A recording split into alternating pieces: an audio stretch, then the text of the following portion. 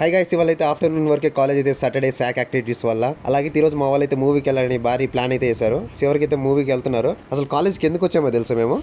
ఎన్నిసార్లు చెప్పాలరా?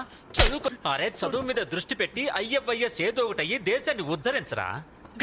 వాళ్ళు ఇంకా గేట్ దగ్గర అలా వదిలేసి అలా గ్రౌండ్ లో కనిపిస్తే గ్రౌండ్ లో స్పోర్ట్స్ ఆడుతున్నారు. కాలేజ్ లో ఒక 2-3 డేస్ నుంచి అయితే స్పోర్ట్స్ అయితే జరుగుతూ ఉన్నాయి. అలాగే ఇంకా నెక్స్ట్ ఇంకో విషయం ఏంటంటే ఆఫ్ క్యాంపస్ అయితే ఇన్ఫోసిస్ డ్రైవ్స్ అయితే జరిపాయి. ఇంకా అలాగే ఇవాళ నెక్స్ట్ అయితే మాత్రం కాలేజ్ లో గ్లోరీ డాన్స్ కాంపిటీషన్ అయితే జరుగుతుంది. దీనికైతే యష్ మాస్టర్ అయితే కాలేజ్ కి అయితే వచ్చారు. అలాగే యష్ మాస్టర్ అయితే ఒక 4 స్టెప్స్ అయితే వేసారు. చూద్దాం.